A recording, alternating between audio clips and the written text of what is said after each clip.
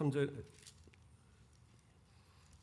마태복음 19장 3절에서 6절까지의 말씀 제가 봉독해 드리겠습니다. 바리새인들이 예수께 나와 그를 시험하여 이르되 사람이 어떤 이유가 있으면 그 아내를 버리는 것이 옳으니까? 예수께서 대답하여 이르시되 사람을 지으신 이가 본래 그들을 남자와 여자로 지으시고 말씀하시기를 그러므로 사람이 그 부모를 떠나서 아내에게 합하여 그 둘이 한 몸이 될지니라 하신 것을 읽지 못하였느냐? 그러므로 이제 둘이 아니요 한 몸이니 그러므로 하나님이 짝지어 주신 것을 사람이 나누지 못할지니라 하시니. 아멘. 이 시간 시온 찬양대 찬양 읽겠습니다.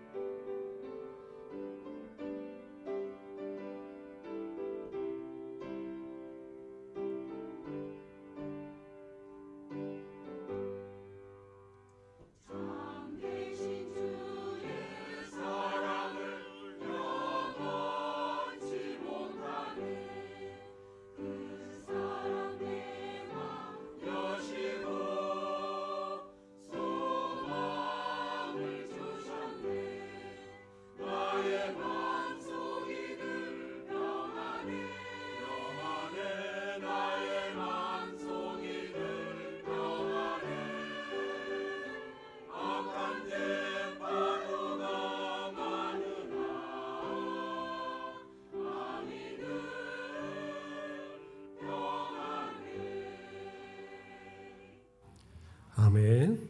예, 오늘도 이 찬양을 통해서 우리 하나님께서 영광 받으실 줄 믿습니다. 예, 감사합니다. 우리 옆분들과 인사하겠습니다. 사랑합니다. 예, 잘하셨습니다. 환영합니다. 반갑습니다. 예, 저 뒤에 좀 에어컨을 좀 꺼도 될 것 같은데요, 그죠? 예, 이따 더우면 다시 키더라도. 예. 그래요. 오늘도 좋은 날을 허락하시고 또 우리 성도들과 함께 이렇게 예배드리게 하심을 감사드립니다. 오늘 말씀의 제목은 부부입니다. 우리가 부부의 주의를 교회에서 지키기로 하고 또 매년 이 날이 되어지면 부부의 관계에 대해서 제가 설교를 드립니다.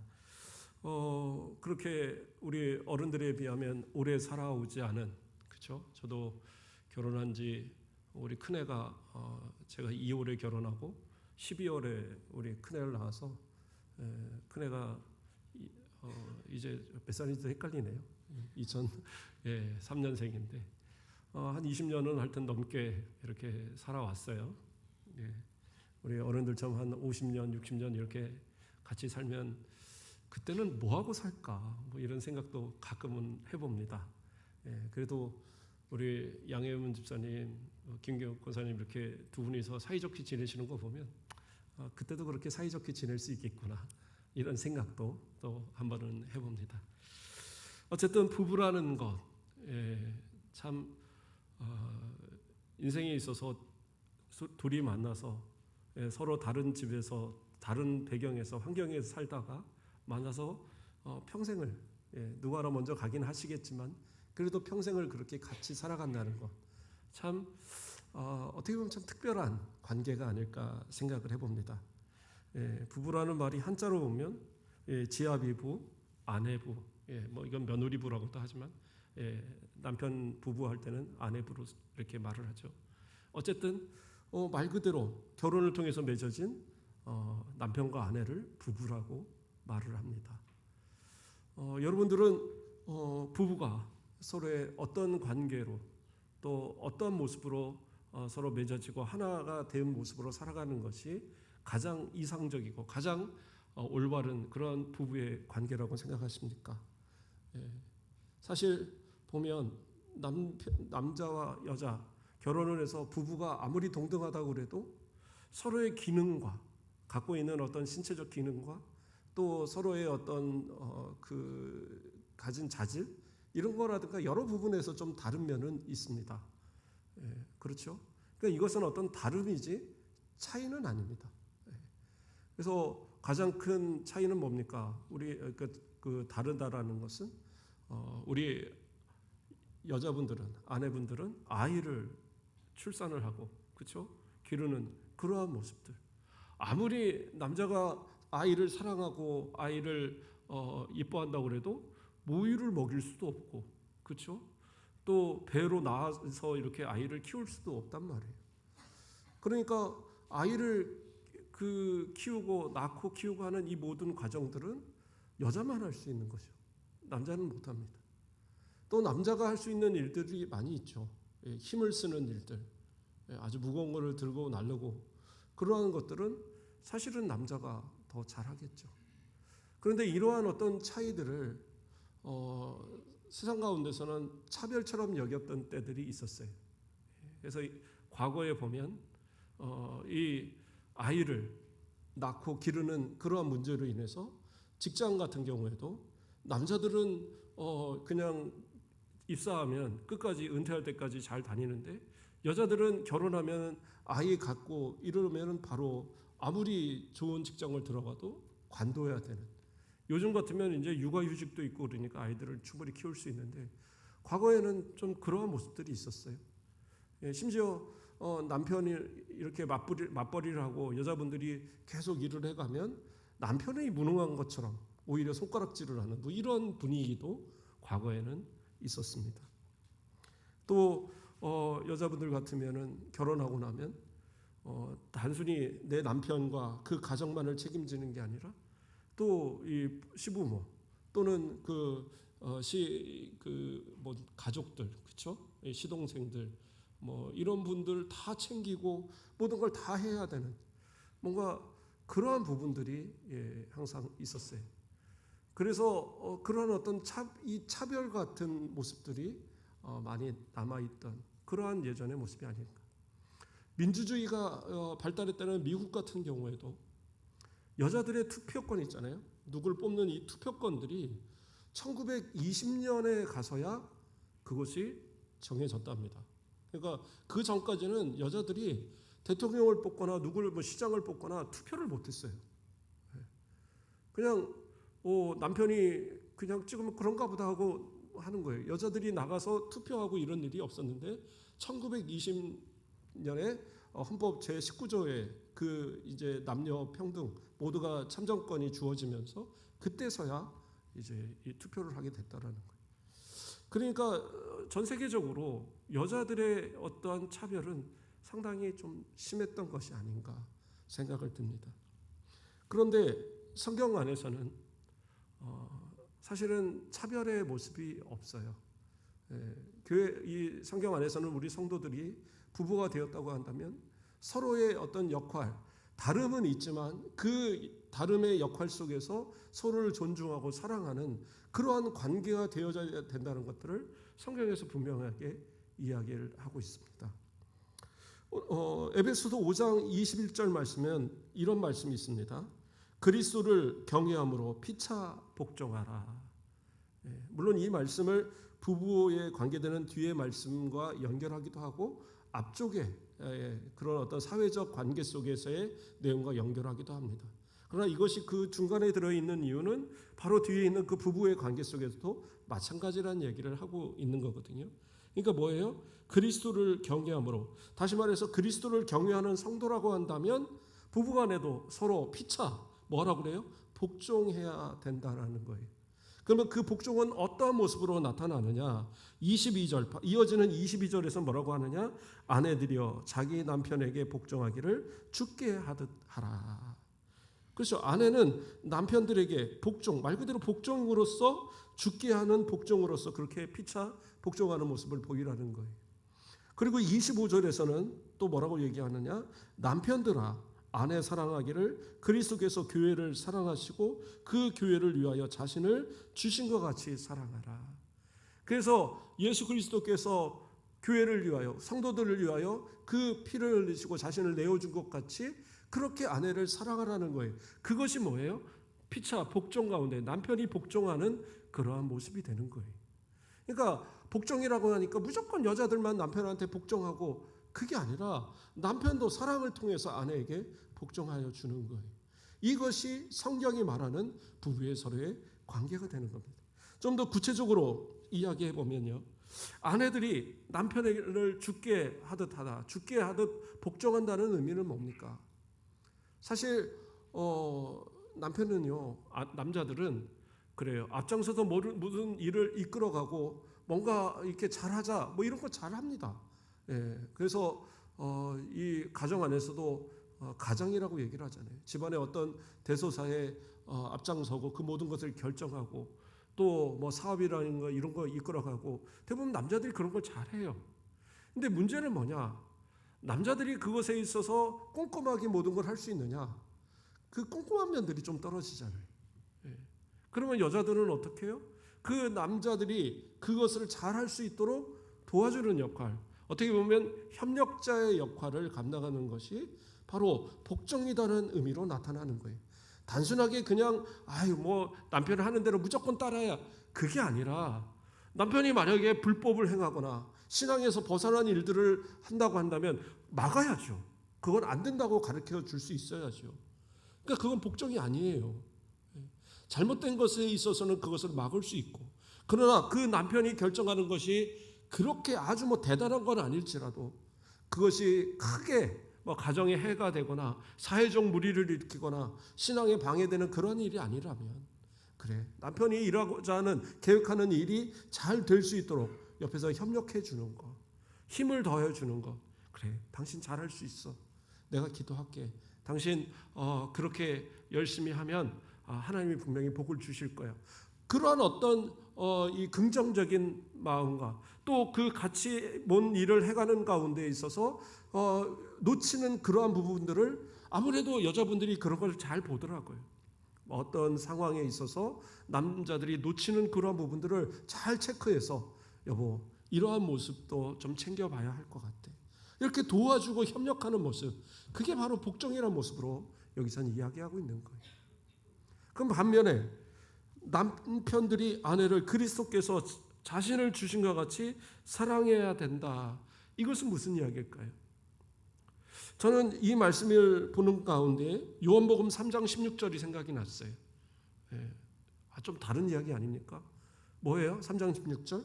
하나님이 세상을 이처럼 사랑하사 독생자를 주셨으니 이는 그를 믿는 자마다 멸망하지 않고 영생을 얻게 하려 하심이라.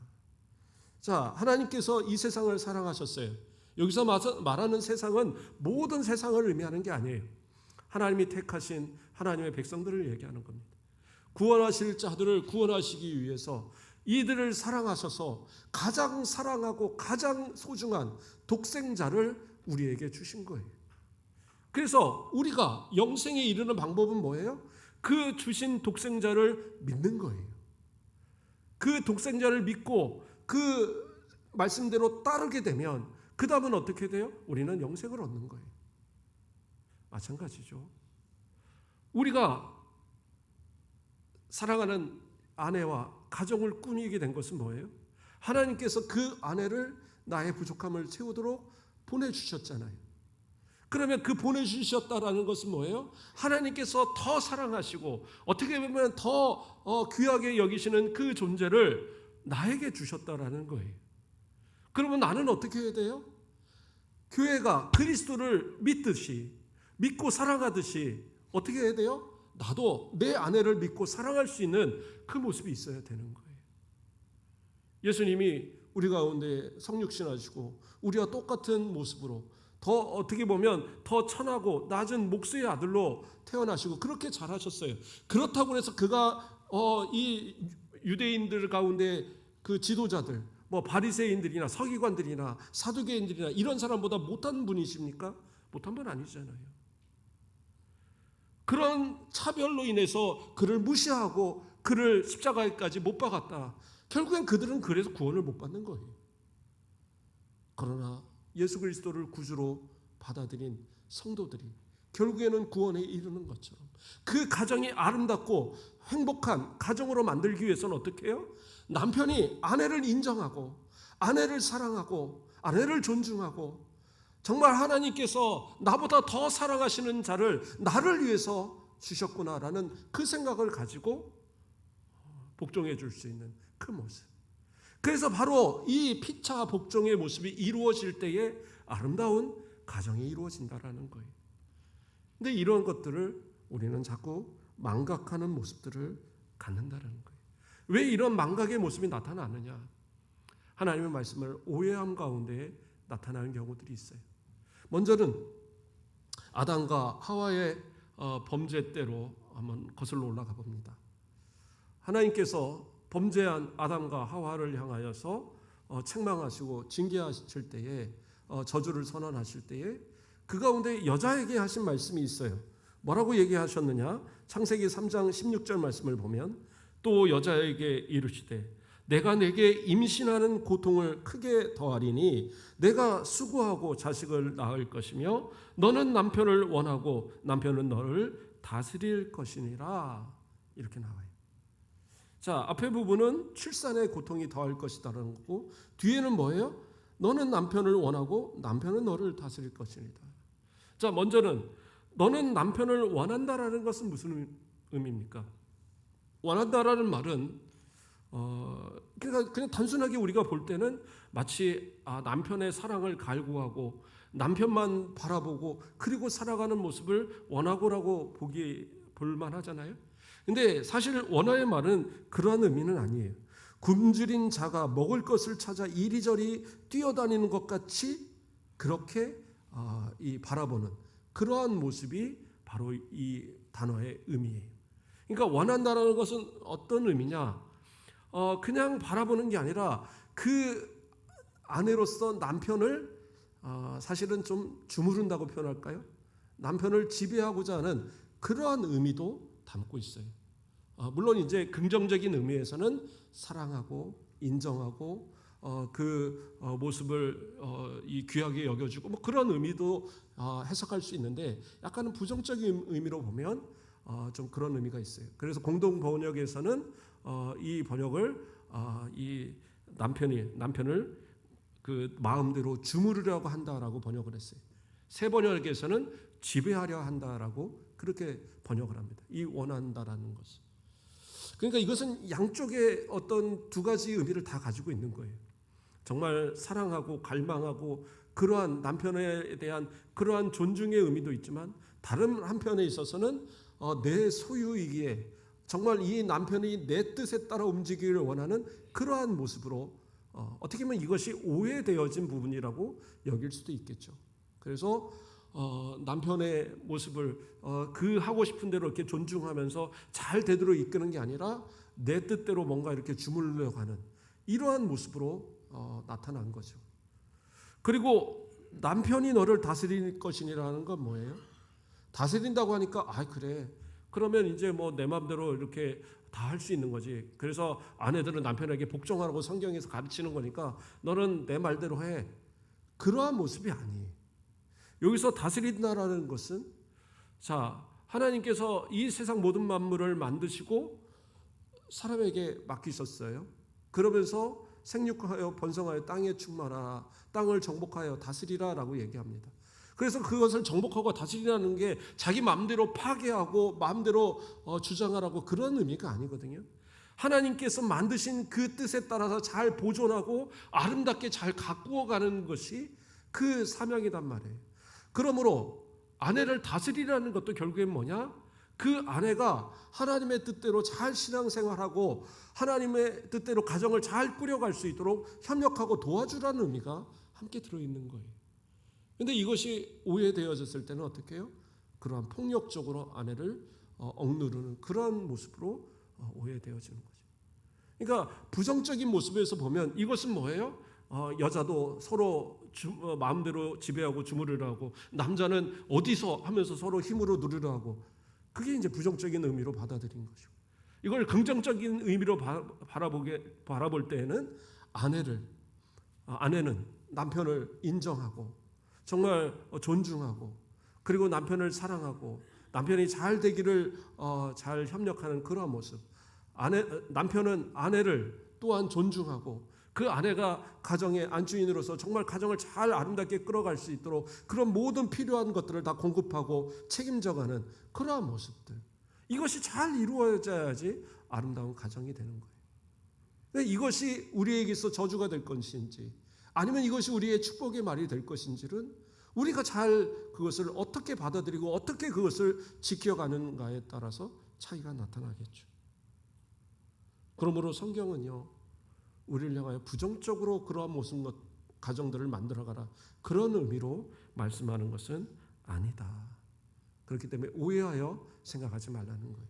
그래서 신약에서 예수님께서는 그러한 부분들을 또 다시 설명하고, 사도 바울 같은 경우에서도 우리가 서로의 사랑하는 그러한 모습들, 서로 피차 복종하는 모습들, 그러한 모습들로 아름다운 가정을, 부부 관계를 만들어 가야 된다라고 말하고 있는 겁니다.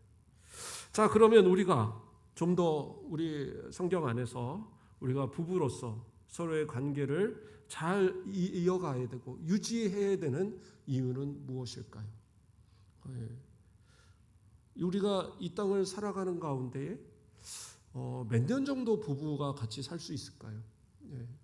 건강하게 누가 아파서 죽지 않고 노안으로 나중에 이제 노안으로 죽게 되면 그때까지 해서 한 50년, 60년 그 정도 같이 살 겁니다. 그 인생 동안 우리가 아름다운 가정들을 잘 이어가고 부부가 그 과정을 잘 이어가는 것 대단히 중요한 거거든요. 저는 가끔 뭐 그런 생각도 들 때가 있어요. 아내가 저보다 아이들한테 막 너무 이렇게 사랑을 쏟고 막 이럴 때가 보면, 이러다 나중에 아이들 다 떠나고 나면 나를 괄시하는 건 아닌가 뭐 이런 생각. 그래서 제가 가끔 부탁을 합니다. 나중에 아이들 다 분가해도 남편 버리면 안 돼. 이제 제가 한 번씩 농담 삼아 던지는 그런 말이 있는데, 참 그렇잖아요. 50년, 60년 살아간다는 거. 이제 한 20년 좀 넘게 살았지만 상상이 잘 안 돼요. 그때의 모습에 내가 남편으로서 아내를 얼마나 사랑하고 있을까? 아내는 나를 얼마나 사랑하고 있을까? 그 관계를 유지한다는 거 정말 쉽지 않은 거거든요. 그러니까 어떤 남편들은 집에 들어가기 싫어해요. 왜요? 아내가 자꾸 때린다고. 힘이 약해지니까 내가 젊었을 때나 맞고 살았지 이제 내가 지금도 맞고 사냐고 막. 여자분들이 나중에 더 힘 세지잖아요. 막 그러니까 어떤 TV에 보니까 다리미로 막 등을 갖다 지져버리고 막 그러더라고요. 그래갖고 왜 그러냐 그랬더니 옷 좀 다려놔라 그랬더니 제대로 안 다렸다고 여자가 남자를 막. 그러니까 잘하셔야 됩니다. 나중에. 자, 어쨌든 그런 관계를 유지해 가야 되는 이유를 우리가 좀 한번 성경을 통해서 살펴보겠습니다. 고린도전서 7장 3절 말씀을 보면 이런 말씀이 나옵니다. 남편은 그 아내에 대한 의무를 다하고 아내도 그 남편에게 그렇게 할지니라. 이 말씀은 어떤 의미냐면, 세상 가운데서 이 세상의 음욕, 세상의 그런 타락한 성문화에 빠지지 않는, 그러한 죄악 가운데 살지 않게 하기 위해서 부부의 관계가 올바르게 잘 유지되어야 된다라고 말씀하는 그런 내용입니다. 그러니까 하나님께서 우리를 부부로 만들어 주신 가운데 하나의 이유는 뭐냐? 서로가 그러한 죄악 가운데, 세상의 이 타락한 문화 가운데 빠져서 유혹되지 않도록 그러한 이유가 있다라는 거예요. 오늘날도 뭐 성적으로 많이 타락한 문화들이 있지만 이 당시에, 예수님 당시에 이때에도 보면 많은 우상들이 있어서 그 우상들을 섬기는데 그 우상의 신전에서 그 여사제들과 성적인 교류를 하고 그러면서 그 관계 속에서 막 그 우상에게 예배하는 그런 모습들. 근데 이것이 기독교인들 가운데서도 막 들어와 있다란 말이에요. 유대인들은 뭐 그런 모습들은 없었겠지만 이방 기독교인들 가운데 그런 일들이 많아서 고린도 교회를 향하여서 사도 바울이 그러한 문제를 가지고 상당히 많이 질책했던 그런 모습들이 있었잖아요. 그러면서 이야기하는 것이 결국에 뭐냐? 부부라는 것이 존재하는 이유는 뭐냐? 그 부부의 관계를 통하여서 다른 사람들에게 다른 그런 이 성적인 이런 어떤 유혹 가운데 넘어가지 않도록 그 아름다운 가정을 잘 지켜갈 수 있도록 그렇게 해야 될 그러한 이유가 있다라는 거죠. 하나님께서는 아담을 만드시고 이 여자를 만드셨어요. 그래서 둘이로 한 가정을, 부부를 만드셨습니다. 하나님께서 아담을 만드시고 여자를 한 여러 명을 만들었으면 갈빗대가 남아나지 않았을 거예요. 그러나 어떻게 해요? 그 하나만을 뽑으셔서 한 여인을 만드셨어요. 그러니까 하나님께서 만드신 이 가정의 원리는 남자와 여자. 그래서 둘이 만나서 평생을 해로하면서 그렇게 살아가도록 만든 것이 하나님의 법칙이에요. 어떤 사람은 이야기합니다. 아브라함도 첩을 뒀고 야곱은 부인을 4명이나 뒀고 다윗은 아주 뭐 처첩해서 뭐 한 1000명씩 두고 했는데 그 뭐 솔로몬이 그랬죠. 솔로몬이 그러고 아니 그러면은 뭐 그래도 되는 거 아닙니까? 아니요. 그것은 결국엔 다 사람이 죄로 인하여 악해져서 나타나는 현상들이었어요. 그렇지 않아요? 아브라함이 첩을 두고 하갈을 통해서 이스마엘을 낳았을 때 하나님이 인정하셨습니까? 인정하지 않으셨어요. 이스마엘 아니야. 네 아내 사라를 통해서 낳는 씨로 인하여서 네 후사가 될 거다. 그래서 이삭을 아내 그 사라 90세에 바로 아이를 낳아서 그 이삭을 통해서 후사를 이어가시잖아요. 하나님의 계획은 이삭이 있었음에도 사람의 이 타락한 본성을 따라서 하갈을 택함으로 이스마엘이 태어났던 거예요. 그러니까 하나님께서의 계획은 그 아내, 정말 사랑하는 아내와 남편을 통하여서 아름다운 그 가정, 그리고 그 자녀들이 태어나서 자라는 것, 그것이 하나님의 계획 가운데 있는 거예요. 이것을 어그러지게 만드는 것이 우리 인간의 죄악의 모습이다라는 거죠. 그래서 그러한 세상의 문화에, 세상의 악한 거에 빠지지 않고 그러한 유혹에 넘어가지 않게 하기 위해서 부부를 만드시고 그 부부 안에서 정말 행복한 서로의 관계를 만들어 가도록 하셨다라는 거예요. 그래서 잠언 5장 15절에서도 너는 내 우물에서 물을 마시며 내 샘에서 흐르는 물을 마시라 이야기합니다.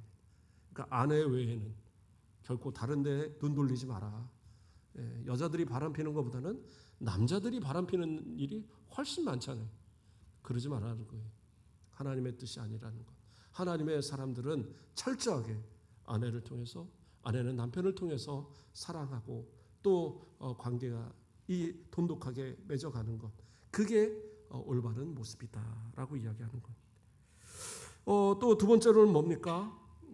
하나님께서 남자와 여자를 서로 언약 가운데 맺어서 부부가 되게 하셨어요. 그러니까 우리가 이 가정을 쭉 이어가야 될 이유는 뭐냐? 언약을 통해서 맺어졌다라는 거예요. 세상 사람들도요. 기본적으로 부부가 결혼을 하게 되면 무엇을 합니까? 이 호적에다가 뭐 이게 가서 도장을 찍잖아요. 부부로서 서로 이 부부라는 그 관계로서 도장을 찍어요. 그러면 이 도장을 찍음으로 인해서 두 부부가 이 부부의 그런 어떤 관계로 인정을 받습니다. 그런데 이제 나중에 헤어질 때는 어떻게 해요?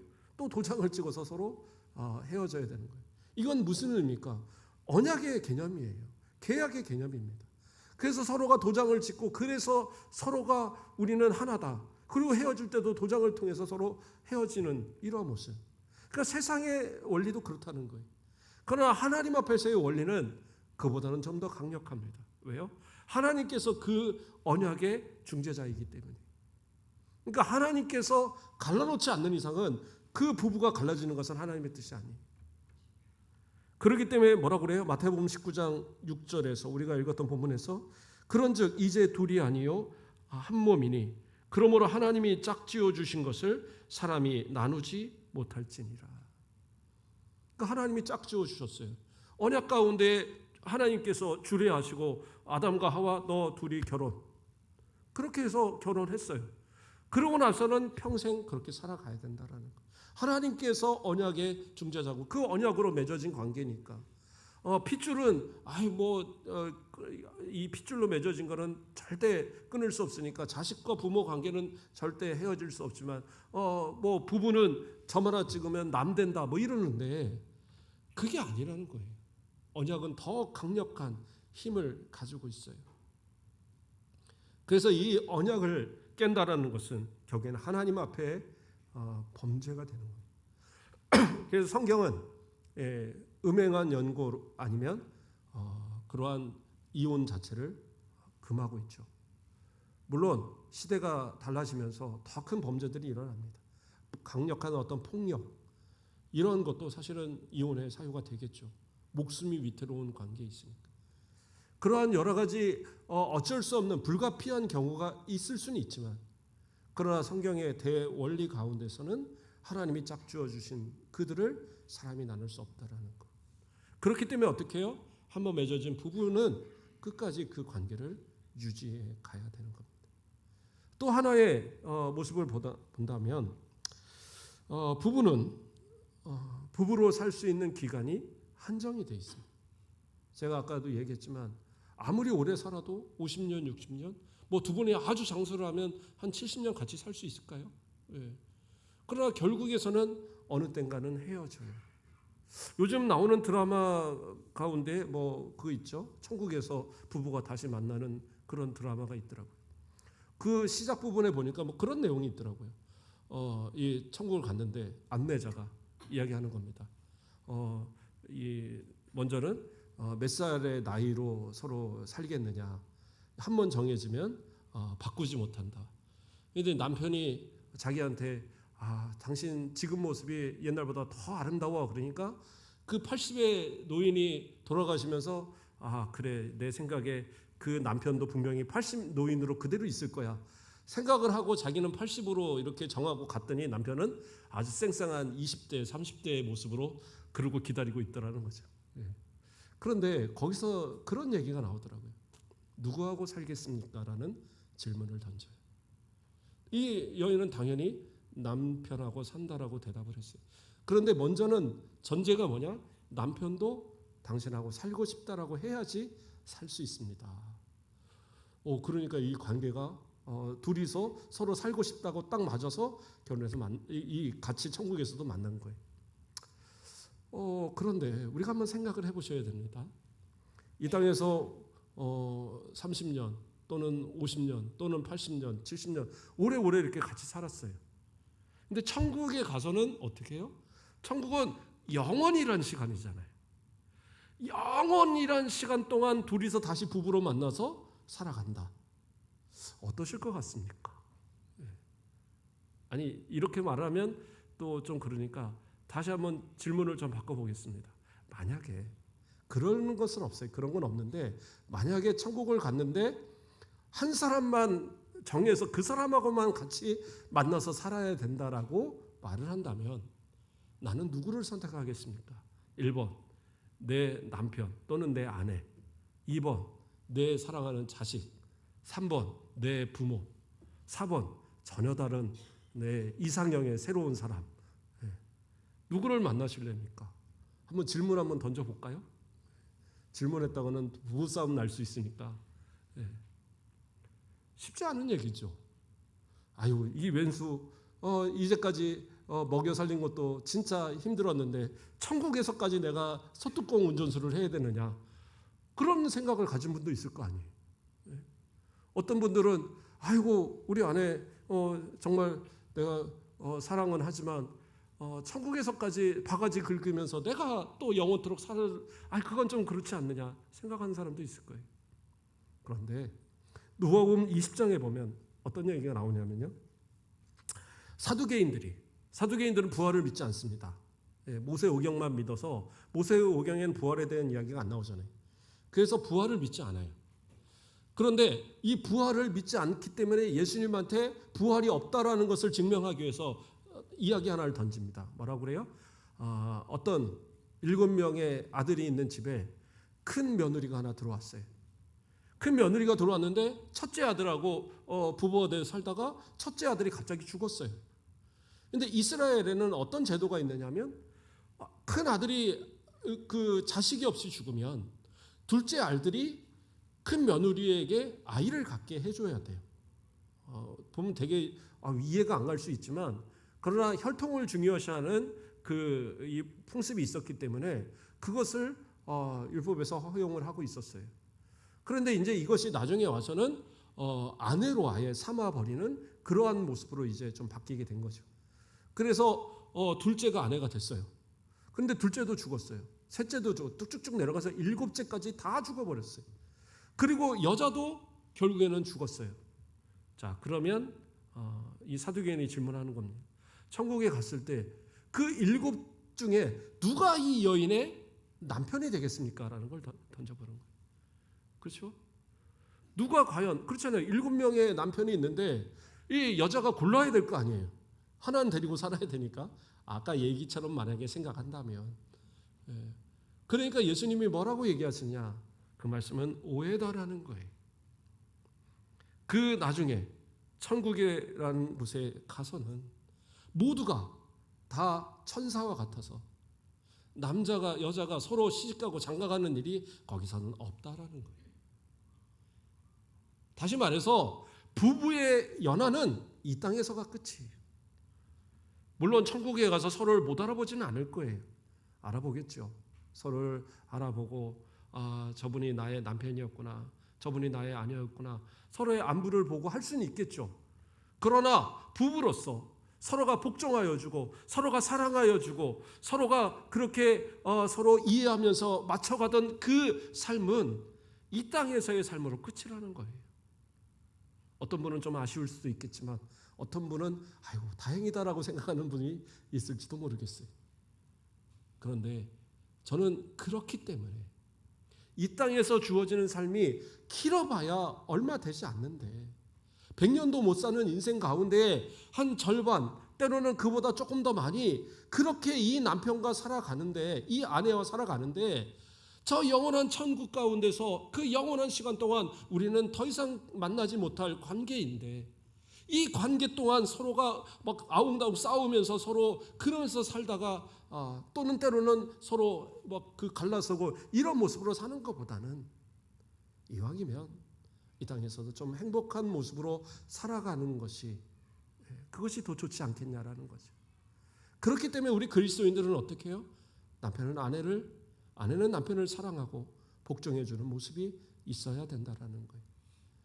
무엇보다도 우리에게는 어떤 것이 있습니까? 복음을 위한 사명들이 있어요. 근데 많은 사람들이 생각할 때 착각하는 것이 뭐냐면 저 멀리 보이지 않는 그 곳에는 선교하고 전도하고 하는 그러한 일들에 있어서 힘쓰면서도 가장 가까이 있는 내 남편, 가장 가까이 있는 내 아내에 대한 전도에 대해서는 그의 신앙에 대해서는 아무런 생각이 없다라는 거예요. 너무나도 당연하다라고 여기서는 안 되는 거예요. 내 남편이 믿는 하나님, 나도 믿어야 되겠구나. 내 아내가 믿는 하나님, 나도 믿어야겠구나. 충분히 그렇게 할 수 있도록 어떻게 해요? 그렇게 섬겨주고 사랑해주고 성경 안에서의 남편과 아내의 역할들을 제대로 하면 그 상대방이 예수 그리스도를 영접하고 구원받는 그런 역사들이 있게 될 거라는 거죠. 또한 둘 다 믿음으로써 온전하게 잘 하나님을 섬기는 그러한 예수님을 믿는 그러한 부부라고 한다면 더더욱 서로를 사랑해야 될 거 아니에요. 진짜 믿음이 있다면 예수 그리스도를 사랑하는 것처럼 어떻게 해요? 아내를 사랑해야 되고 예수 그리스도께 복종하는 것처럼 남편에게 복종해 주고 이건 당연한 이야기잖아요. 이러한 것들을 내게 이 땅에서 주신 연한 동안에 우리가 서로 사랑하고 지켜가는 것. 그게 하나님께서 이 땅에 주신 우리에게 주신 사명이기도 하고, 그러한 모습을 통해서 내 후손들에게, 내 자녀들에게 이러한 아름다운 가정을 내가 만들어가야 된다라는 그런 생각을 갖도록 만들어야죠. 우리 부모 보니까 우리 엄마는 맨날 고생만 하고 에이 나는 그래서 시집 안 갈 거야. 우리 아버지 보니까 맨날 돈만 버니라고 고생만 하고 에이 나는 장가 안 갈 거야. 이런 모습이 돼서는 안 되겠죠. 날마다 사랑하고 날마다 섬겨주고 서로를 위하는 그 모습을 보면서 그래 나도 우리 아버지처럼 우리 어머니처럼 그렇게 아름다운 가정을 꾸미고 그러한 아내 그러한 남편이 돼야지, 이러한 모습들이 만들 수 있도록 그렇게 보여주는 것, 이것도 정말 중요한 그러한 부부의 역할이 되는 겁니다. 오늘 말씀을 좀 정리해 봅니다. 남편과 아내 그냥 이러다 저러다 만난 관계가 아니에요. 하나님께서 창세전부터 예비하시고 서로 만나게 하신 관계입니다. 그래서 성경은 서로 피차 복종하라고 말씀했고, 그래서 그 복종의 의미로 아내는 남편에게 복종하고 남편은 아내를 사랑하고 누구에게 하듯이 그리스도께 하듯이 그렇게 서로 피차 복종하는 그런 아름다운 모습을 만들어 가야 하고, 그것은 어떻게 해요? 무한정이 아닌 이 땅에서 연한이 있기에 이 아까운 시간, 이 소중한 시간을 허비하지 마시고 하나님께 주신 그 의미를 생각하면서 진짜 아름답게 이 가정을 꾸며갈 수 있는, 그리고 그 모습을 통하여서 자손들에게도 올바른 가정의 모습을 본을 보여가는 그러한 그리스도인의 아름다운 가정, 부부 되어지기를 주님의 이름으로 축원드립니다. 기도하겠습니다. 사랑의 하나님 감사를 드립니다. 우리를 사랑하사 이 땅에 태어나게 하시고 또 자라서 부부가 되게 하시고 가정을 꾸려 자녀들이 있게 하심도 감사를 드립니다. 우리가 부부로서 살아가는 가운데 서로에게 불만도 있고 때로는 원망도 있고 서로에게 후회하는 마음도 있을 수는 있사오나, 그러나 주님의 말씀을 따라서 피차 서로 복종하며 주님께서 맺으신 이 언약 가운데 맺어진 부부가 평생을 살아가는 가운데 더 많이 사랑하고 더 많이 이해하고 더 많이 존중하고 그러면서 하나님의 뜻을 이루어가는 복된 자들 되도록 축복하여 주시옵소서. 감사합니다. 예수 그리스도의 이름으로 기도드립니다. 아멘.